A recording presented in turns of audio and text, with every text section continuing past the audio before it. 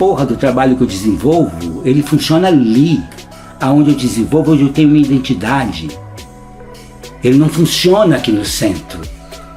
Eu vou pro centro, eu não tenho plateia. Raramente eu tenho plateia que queira pagar para me ver. Entende?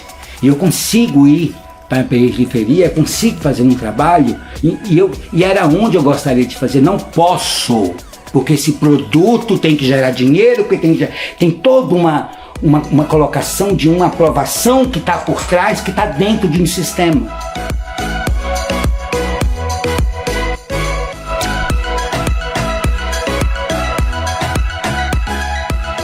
A minha família, primeiro grupo de família a sair de Minas, né?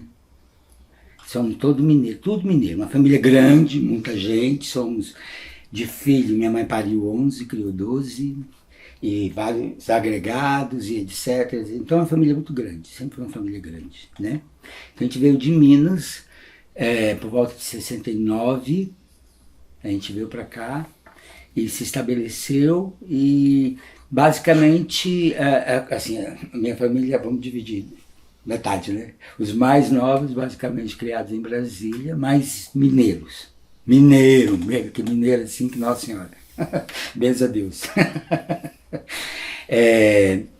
E aí tem essa galera mais nova que foi criada aqui. Eu sempre morei em Brasília como referência, mas já morei fora várias vezes, né? Várias vezes. Saí 1 ano, 2 anos fora, voltava, e, enfim, né? Pela própria profissão e por necessidade, por oportunidade, mas sempre por questão de trabalho, né? E por uma vez ou outra por questão de amor. Rapaz, meu pai falava que era para que os filhos pudessem estudar, tinha melhor estrutura, tinha, enfim. Mas tem várias coisas por trás, nunca é isso, né? Apenas isso, né? E tinha também a questão política, né? Acaba que, de certa forma, as pessoas eram um pouco visadas. A gente tinha já amigos dos meus irmãos que estavam se envolvendo politicamente, tinha toda uma situação, né? Então, também, vir para Brasília era uma forma, hoje eu entendo, meio que se proteger também, né? Era um período muito cruel, a ditadura absurda, só quem viveu sabe o que é. E eu morando em Brasília, na periferia de Brasília, que eu fui basicamente criado em Taguatinga, que era uma cidade bem menor, bem periferia mesmo, a gente sabe o que é, né? Assim, você ter 22 anos de idade, 21 anos de idade, já ter sido levado 20 e tantos baculejos, e baculejos, assim, de tomar o que você acha que você não devia ter, tipo, você não podia ter um estilete para apontar os lápis, para desenhar, suas pontas dos lápis não podiam ser grandes, a polícia quebrava seus lápis, sabe, essa coisa assim, e é um absurdo, né, e a gente viveu, foi criado também nesse clima, nessa situação política também, né, não tinha como. E a gente veio para Brasília, porque Brasília era a capital do futuro, do sonho. Não, eu tenho muita referência de Minas. Tem? Meu trabalho, então, de criação, muita referência mineira. E porque eu gosto da cultura mineira, né? Procuro estudar, meu trabalho tem uma pegada na cultura popular muito grande, né? E também como do Nordeste, onde eu já morei, também por esse motivo de estudo e pesquisa. Então tem uma busca sempre de uma afirmação de uma identidade, né? A gente, enquanto artista, a gente trabalha com a subjetividade. Esse é o primeiro ponto. Você pensa, você buscar o que tem de subjetivo naquilo, transformar o que é concreto no subjetivo, na poética, enfim, né? Então esse é o nosso primeiro trabalho. É o que a gente faz de primeiro, depois você tem que transformar isso em produto, né? O que é esse sistema. Tá aí uma coisa que eu faço questão de falar: sou comunista desde criancinha e nunca comi criancinha na vida, e nem vou. Mas sou comunista, sim, não acredito nesse sistema. Eu me inseri nesse meio por questão de militância mesmo, né? Questão de militância. Então, assim, Na época, final dos anos 70 e dos anos 80, as organizações eram todas clandestinas, né? A fundação do PT ajudou a trazer à luz, entre aspas, algumas organizações que trabalharam em prol disso, e eu entro para o movimento cultural conectado com isso, né? Então, assim, a gente tinha uma formação política paralela, totalmente né? E na medida que os jovens iam formando, eles iam sendo encaminhados para grupos, né? Para militância mesmo. Alguns foram trabalhar em chão de fábrica, e na época, como meu pai já tinha falecido, eu não pude ir. E eu acabei entrando, buscando uma forma de organização em Brasília, e aí eu conheci um grupo de teatro que estava começando. Meu irmão fazia parte. E eu falei, opa, é um bom lugar para me infiltrar. Aí eu entrei mesmo com esse propósito, né, de fazer a cabeça da moçada. E a moçada estava muito mais disposta do que eu a tocar o foda-se. Então foi ótimo. E aí eu acabei entrando mesmo e depois saí da organização e fiquei no teatro. Antes eu já trabalhava assim, eu já desenhava, pintava, já estudava. Meu pai tinha uma visão assim, ele procurava me dar apoio, né, dentro disso. Acho que ele pensava que eu não ia servir para nada. Então, pelo menos, desenvolvo esse desenho, porque eu sempre fui um aluno muito medíocre, sempre fui, né, uma pessoa meio mediana em tudo. E o desenho era um lugar que eu me identificava, adorava fazer isso. E ele me desafiava sempre. Né? Você é capaz de fazer isso? Você é capaz de fazer isso? E se você fizesse aquilo? Aí quando eu comecei a trabalhar com ele, porque a minha geração a gente trabalhava muito cedo, né? Muito cedo. Tem irmãos que começaram a trabalhar com 7 anos. E aí, em troca, eu recebia dinheiro para comprar meu material de pintura, de desenho, para estudar. Né? E isso eu já fazia. O que depois me ajudou muito no teatro também, claro. Né? O pensamento estético, né? Tem tudo a ver com isso. A busca de uma identidade, enfim. Assim eu comecei. Então é meio que, se for olhar para o lado das artes plásticas, eu sempre tive nesse meio, né? E obviamente que nunca recebi nenhum estímulo de escola, de nada, pelo contrário, a não ser do meu pai, de alguns irmãos. Mas assim, dentro da escola, eu sempre estudei escola pública e período. Ou você era um aluno muito genial, ou você era um aluno muito terrível, problemático. Então eles pegavam os problemáticos para vir para esse tipo de projeto. Como eu era um aluno medíocre, assim, bem mediano mesmo, deixa para lá. Um ou outro professor que alguma vez falou, nossa, que legal você desenha. Mas nunca tive. Foi uma coisa que veio depois. E quando eu comecei a fazer o teatro, né, eu falei, uau! Eu vi realmente uma outra possibilidade de intervenção social mesmo, né? De construção de um discurso, de uma busca, e em cima disso veio todo um caminho, até que depois eu cheguei a fazer faculdade, fiz Ursina de Moraes nos anos 80, e mais tarde fiz um mestrado também na área de artes. O primeiro momento meu no teatro foi um caos, muito ruim. Péssimo, assim. Eu saí com certeza da experiência dizendo, não é para isso que eu vim no mundo, né? Não é para isso. E realmente, anos depois, quando eu tive uma experiência mais plausível, eu fiquei chocado. Eu levei um tempo para acreditar, não.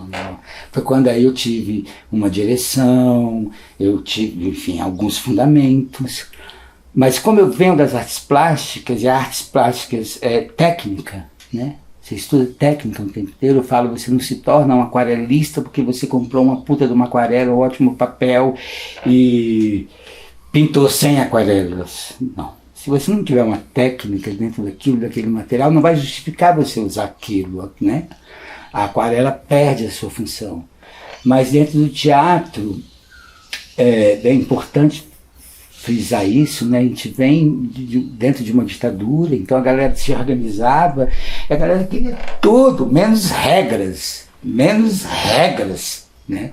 E aí estudar técnica era cortar com a possível autenticidade, né? A possível originalidade, né? E na verdade não é. E eu sempre fui apaixonado por técnica, né? E quando eu descobri, na faculdade eu tive um professor maravilhoso, que foi o Carlos Tamanini, né? Que basicamente adotou nossa turma. E aí eu fui ver que tem um caminho. E aí foi quando eu conheci esse lugar da possibilidade da elaboração do que eu falei, uau, aqui também eu posso me expressar. Aqui também eu posso construir pensamento, né? Não preciso de ficar só em réplicas ou recriações, né? Foi quando eu falei, é minha trincheira, é meu local, né? de intervenção social. A arte para mim sempre teve esse papel, eu não consigo ver desvinculado, né? Da sua função social. E para mim a função social da arte é essa tradução da subjetividade, né? Que é entendendo que quando o concreto ele passa, né? Quando você cria o subjetivo que interfere emocionalmente, que altera no que você se reconhece, aí você está construindo um material, um elemento cultural, né? Você está buscando, e isso pode reverberar ou não, mas sempre vai estar traduzindo aquele momento, né? Daquelas pessoas que estão tendo acesso naquilo, estão podendo se ver e pensar enquanto subjetividade. Estou falando também de um sentimento, estou falando de uma teoria, estou falando... É isso, não tem outra palavra melhor do que isso. Estou falando, conceitual, desse aspecto. E você está podendo lidar com a vida nesse lugar sem estar conectado a uma religião, a uma crença, a nada disso. A arte te propicia essa possibilidade, né, de você trabalhar com isso. Então ela tem uma função imprescindível, digamos, né? Basta eu dizer para você assim, vamos falar sobre o povo chinês, o que é que você me tem? O que é o automaticamente você vai entrar em elementos da cultura chinesa, de como a gente vê, né? Entendendo cultura, todas as nossas formas de nos manifestar, né? Do seu jeito de vestir, do jeito de falar, do que você come, de como você dança, do que você canta, né? Enfim, tudo como a sua identidade se manifesta. É isso. Quando eu entendi que meu professor falava, o palhaço é personagem, né? O indivíduo errado no lugar errado, fazendo a coisa errada. Eu falei, sou eu. Eu sou esse cara, eu sou, né? Mas também o palhaço ele surge primeiramente de uma forma necessária, a gente precisava de fazer, né? A gente era um grupo de periferia, a gente era ambicioso, a gente queria viver essa experiência o máximo possível, a gente queria também ganhar dinheiro fazendo isso. Então meio que a palhaçaria, o trabalho do camelô, esse trabalho da cultura popular, esse trabalho que você tira do espaço convencional, né, e leva para a escola, leva para outros lugares, pode vender, pode rodar chapéu, isso meio que entrou, e o palhaço vem desse lugar. Mas eu confesso para você que ele surge de uma forma necessária para me salvar e com muitos equívocos. Né? Foi estudando depois que eu fui entendendo o poder do que eu tinha na minha mão, né? O que é realmente você poder fazer um palhaço, que é um personagem que você cria a partir do seu material pessoal. Eu costumo falar do lixo, aquele material seu que você paga para um terapeuta para ficar livre, tipo, não suporto isso em mim, é matéria-prima para sua palhaçaria. É matéria-prima. O palhaço é um perdedor por natureza, né? E numa sociedade como a nossa, que prega o triunfo todo o tempo, você falar do perdedor, falar da perda, falar do não sucesso, né? é complexo para as pessoas, é complexo, o sistema não está aí para isso, né? Então a gente tem um papel muito grande, eu acredito, né? Esse papel, como foi para mim, me salvar, me dar um caminho, me dar um rumo, uma forma de entender o mundo, né? De me posicionar diante do mundo, né? Eu acho que assim é também para as pessoas que entram em contato com essa arte, né? Porque ele não é um palhaço, ele não faz só rir. Rir é como ele usa para desarmar o indivíduo, para cutucar onde tem que cutucar, né? É isso. Eu acredito sempre no papel social da arte.com.br. Bom, vamos lá, né? Juventude. Não dá para continuar sendo jovem, não? Olha, todo aprendizado, né, são ciclos que você vai gerando, né? Você vai amadurecendo muito, né? Eu fui ganhando mais habilidade técnica, mais compreensão da vida, né? Vamos dizer assim, eu fui também me atritando mais com a minha realidade, né? Tenho um arrependimento absurdo de não ter ido embora, ter voltado para outros lugares onde eu já morei. Brasília é uma ótima cidade para ser funcionário público, né? Ótimo para isso, né? Porque se você for ver, é complexo para quem opta por nós que vivemos disso e que precisamos de tempo para isso, mas o artista, eu, quanto diretor, tem outros problemas, porque o artista tem, eu não posso estar hora, não sai mais do que tantas horas por dia, eu não sei o que, não sei o que, não sei o que, não sei o que, só posso nas minhas horas vagas. Em Brasília, 90% das pessoas vivem, dizem, da arte nas horas vagas, entende? Isso se torna muito complexo. Outro dia eu me inscrevi num edital e falaram que eu não podia cobrar aquele preço pelo meu trabalho de direção. Eu dizendo que eu tinha umas 4 notas fiscais muito acima disso, cobrada há muito tempo atrás, entende? Aí você vai ver o edital que a gente acha que é o único meio, é o pior meio. Não digo por isso, né? E Brasília vive de edital. Então eu que vivo disso, outros artistas que vivem disso, a Ana, vários outros amigos que querem viver disso, entram no edital tendo que fazer um puta de um discurso, adaptar tudo isso porque está concorrendo com pessoas que estão querendo as horas vagas, entende? E essa pessoa pode se submeter a fazer tal coisa por um preço X, a gente se fizer isso está fudido. Essa é a verdade, entende? E existem outras formas no mundo que não são esses editais escrotos. E olha que o nosso melhorou pra caralho. Brasília tem uma situação privilegiada, entende? Mas é importante falar, esse dinheiro que é determinado para a cultura nunca, em governo nenhum, foi aplicado na íntegra. Nunca. Entende?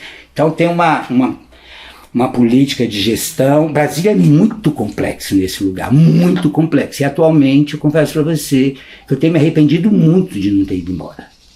Muito. Entendeu? Porque eu gosto daqui, eu acabei criando uma estrutura medíocre, como sempre, bem mediana, e tenho que viver aqui, acabo vivendo aqui, entende? Feliz? Não sei, se outro lugar seria diferente também, mas aqui eu acho, o meu arrependimento maior que eu tenho é não ter ido embora antes, de boa, entende? Porque aqui não é um lugar para ser profissional viver disso, não é, não é. Se você não tem uma aposentadoria, no meu caso, se você não consegue lidar com instituições, trabalhar dentro disso, por isso que eu não virei funcionário público, e olha que eu tentei, fiz concurso, tentei para a secretaria, tentei dar aula no UNB, tentei fazer, mas não é. Outro dia o meu terapeuta estava me falando, olha, existe um perfil que já é reconhecido, psicológico, pessoas que não conseguem lidar com isso, não é um problema que é seu, você não dá, você não consegue, e eu não consigo mesmo, eu fico péssimo. Né, eu viro uma pessoa hipertensa, enfim, passo zilhões de problemas de saúde. Então, para me manter, eu faço isso. A arte para mim tem esse papel, mas é muito cruel, mesmo. Adoraria fazer outra coisa. Vamos começar. Mas para mim o momento mais difícil mesmo, foi encarar esse último governo. Foi um momento muito difícil. Entrar na pandemia foi uma crueldade. Eu acho que hoje o que eu vivo tem reflexo disso, né? Eu não consegui me recompor. Por que isso? Porque você volta no tempo e no espaço para um lugar muito cruel, né? Que é, se nos anos 70 a gente se organizava para lutar contra isso, meu Deus, em 2020, 19, falar para as pessoas não, e as pessoas estarem na rua pedindo isso, querendo isso, uma ditadura de volta, para mim foi surreal, foi difícil. Fica difícil ser feliz num lugar assim.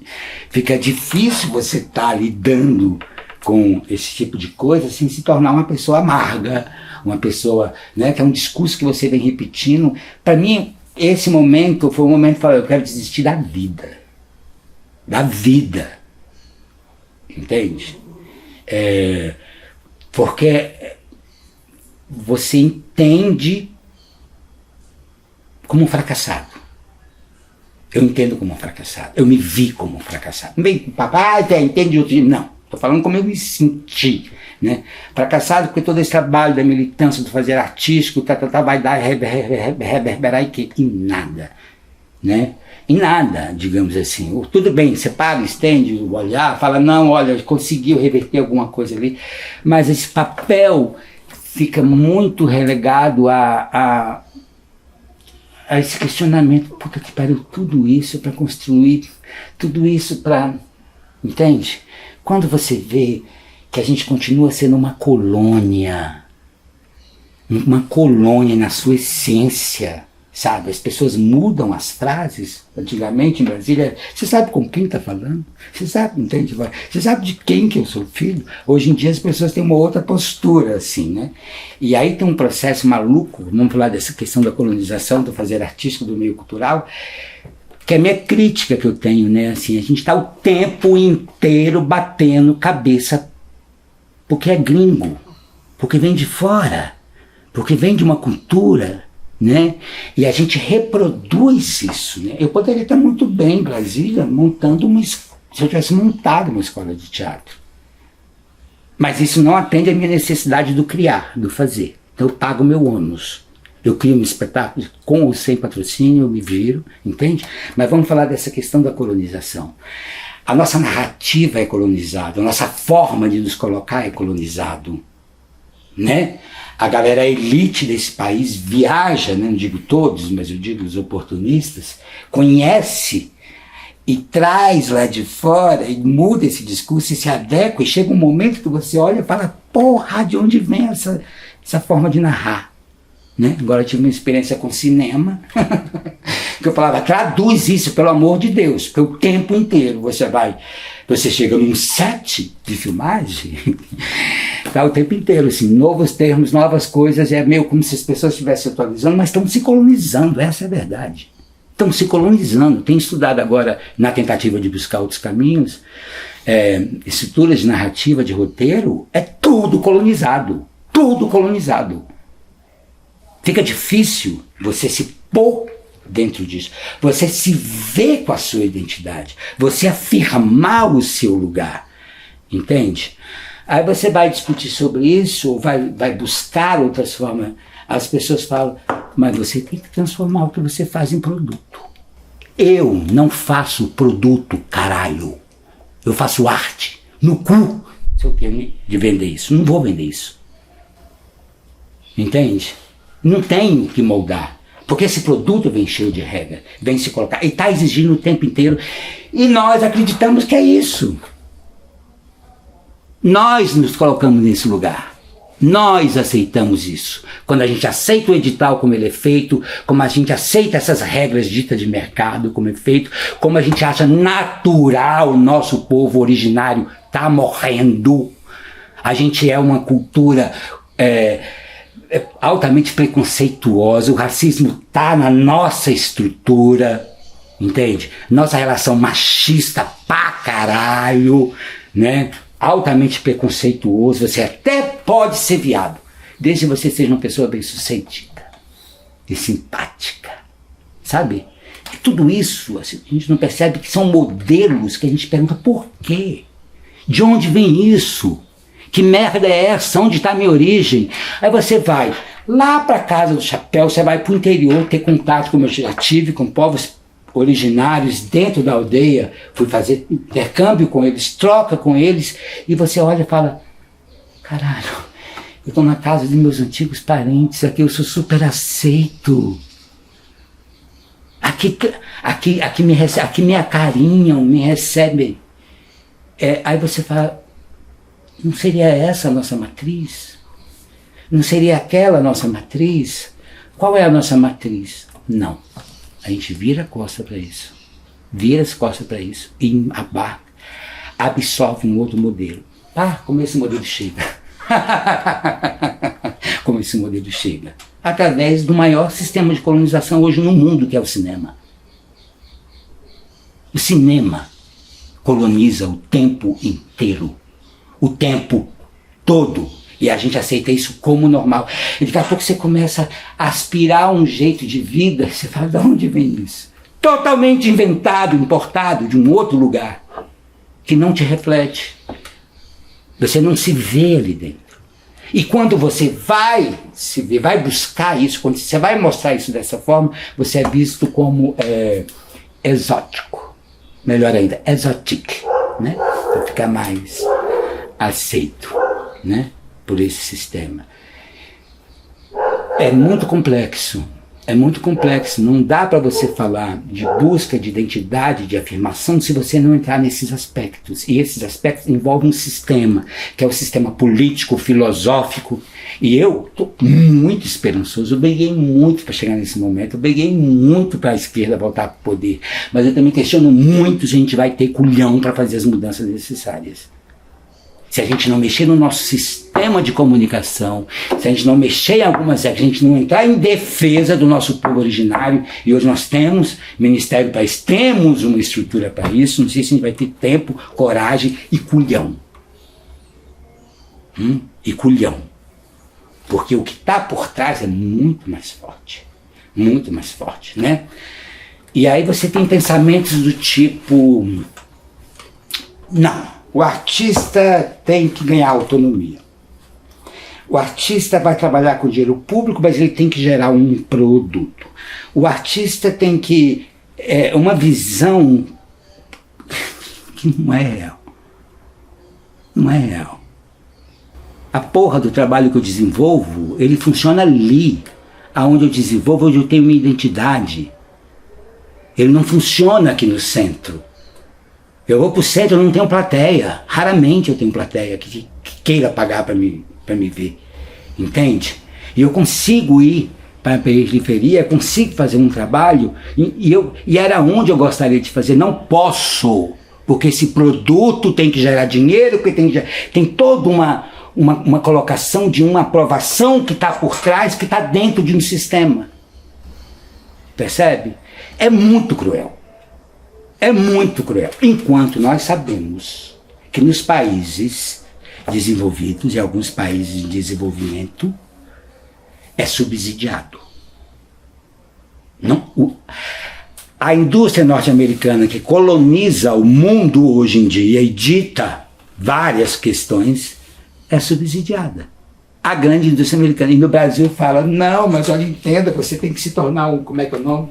Que o Sebrae popularizou aí, você tem que se tornar um empreendedor. Meu Deus. Estou falando que eu trabalho com subjetividade, caralho. Estou falando disso. E se eu for transformar isso em alguma coisa concreta, esse personagem no boneco, se ele não respeitar certos esquemas, ele não vai ser aceito. Entende? Ele não vai ser aceito. E com esse mundo globalizado da internet, onde está o nosso espaço de afirmação? Caralho! Quem tem que proteger isso, quem tem que segurar isso, quem tem que priorizar isso é o governo. Entende? E todos, eu brigo por esse meu lado, e eu acho que a figura que briga por também ser colonizado tem o direito dele também. Eu não estou eliminando o discurso de ninguém. Entendeu? Mas é ridículo pensar que um edital é democrata. Não é. Meu discurso já é alterado quando eu vou me inscrever na porra do edital.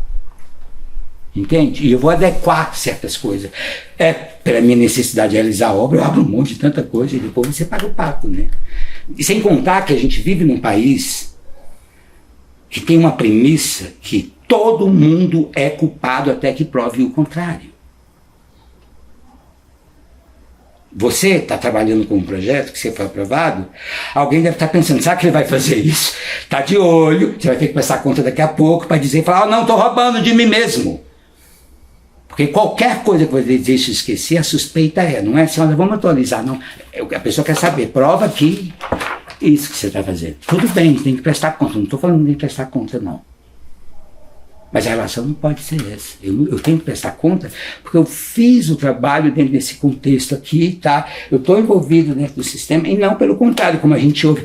Não, me ajuda aqui que eu tenho que fazer essa troca, porque eu acabei pegando esse edital aí, eu tenho que... Não, é só para cumprir o edital. Só para cumprir o edital. Olha como as contradições, entende, os lugares. Mas tudo bem, se aceita. Eu vivo numa cidade, estado, né? O grande DF. É isso. É isso. A arte deve ser feita nas horas vagas. Para falar de mais recente, quando a gente fez a série, junto com o Hugo e os artistas brasileiros, quando a gente fez a série Quem Partiu o Amor de Alguém, quando não se discutia a pandemia, estava, né, trazendo isso para tona, e a gente vai para a rua e a gente falou assim, gente, tem 29 mil não sei quantos mortos, não, vamos fazer a placa, a faixa com 30 mil, não, pelo amor de Deus, 30 mil, a gente já está... E meses depois a gente estava com muito mais gente, né, assim, esse foi um momento que me botou no lugar, falando de momentos mais recentes, depois eu criei alguns trabalhos para a rua. Quando eu sinto que a arte é necessária e resistência, né? E é incrível porque as pessoas juntam em torno de você, entende? E a partir do momento que aquilo acaba, as pessoas afastam, te reconhecem, você tem que estar o tempo inteiro provando que você é honesto, é capaz, o tempo todo. Por a gente ser assim, a gente não tem memória. Entende? E a memória... Cara, eu tô falando que ainda tem uma certa visibilidade, mas tem vários outros artistas nessa cidade que ainda tem menos visibilidade do que eu. Entende? Bem menos do que eu. E é muito complexo isso, em todos os aspectos, Você quer fazer um projeto legal para ser aprovado assim, pá, numa categoria Y, traga alguém de fora, põe uma equipe X, contrata no e faça isso. Ou seja, faça um projeto de quem é colonizado que ele vai ser aprovado. Agora, tenta fazer no mesmo valor, não sei o que, e pegar o trabalho de não sei quem. Da senhora, da Julinha, da dona... Tenta para ver o que você vai levar. Tenta. Tá, então você deve entrar na modalidade de cultura popular, que recebe menos do que o teatro. E o teatro recebe menos que o audiovisual, e a gente vem de uma estrutura de colônia, e a gente tem... Não, é porque o cinema gasta mais. Tá, tudo bem. Mas e aí? Eu não gero produto necessariamente dessa forma. Comercializável. Não necessariamente. Trabalho com... E aí, não posso? Não, eu tenho. Tá bom, então vou montar meu besterol aqui, vou montar minha comedinha para ninguém bolar de rir, vou justificar com umas frases bem bonitas, citar uns 2 filósofos bem legais. Esse cara... Que bosta, né? Que coisa. Não, é nesse aspecto, sabe? A gente não pensa uma identidade, a gente não pensa um lugar, a gente não tem necessidade disso, entendeu? A minha esperança é que a gente consiga, claro, e a gente vai ter que fazer frente para isso, brigar para isso, é que esse novo governo reconheça, né? Como já vinha buscando antes, e pense, né? E realmente trabalhe, como eu tive chance já de colocar isso para o Lula, realmente trabalhe ouvindo a base, ouvindo as pessoas, as necessidades. Realmente, né? Também não quero vir projeto colonizador, também não, pra gente não. Entende? E busque fazer uma coisa que a gente briga desde os anos 80, gente. Meu Deus do céu. Que é a democratização dos meios de comunicação. Entende? Tem zilhões de projetos de lei que obriga que tantos por cento da programação tem que ser local, tem que ser feita com mão de obra local, enfim, é um sistema, é toda uma linguagem, é toda uma... Tudo bem, é também, entende? Mas isso acaba de alguma forma dando um subsídio para as pessoas também poder pensar, poder escrever, poder fazer, né? Não. Não, maluco. Não. Pensa bem, estuda. Tenha clareza de onde você está se metendo. Entende? Se do tudo você não conseguir mais dormir em paz, com tudo você não conseguir não se ver fora disso, como... tudo bem, venha. Esse é o seu lugar, mas saiba, se eu puder te convencer a não, eu te convenço. Ou então pensa bem o que você quer fazer. Que tipo de... Porque tem gente que quer fazer arte para satisfazer seu ego. Isso é ótimo. Isso é muito bom, não tem problema nenhum, isso é fácil. A internet está aí, tem uma porrada de coisa aí. O que é arte? Hoje em dia tem toda uma discussão também, né? Mas assim, eu não encorajo ninguém, não. Se eu tivesse culhão para isso, eu tinha uma escola. Não tenho uma escola porque eu não quero me sentir responsável por isso. Compartilho meus conhecimentos dentro da comicidade, da palhaçaria, porque é algo muito pontual, mas eu, por exemplo, não me vejo. Sabe, montando, não me vejo. Sabe por quê? Porque eu vou ter que entrar num padrão. E esse padrão, o que ele atende? E se você não entende esse padrão que quer te gerar o bonitinho, que quer fazer, enfim. Ai, meus amigos vão me matar. Meu Deus do céu. Se você não quiser montar a sua escolinha de teatro para reproduzir esse padrão que está aí, as pessoas inspiradas querendo fazer um dia televisão, virar não sei o quê, ou sua escola de musical que vai ser uma reprodução americana completa, como se a gente não tivesse música, memória, como se não tivesse autores que escrevesse. Bem-vindo seja, venha fazer arte, venha contribuir com o processo de colonização. Quem sabe se não ajuda a ser mais rápido? Aí a gente acaba de vez com essa porra dessa identidade chamada Brasil.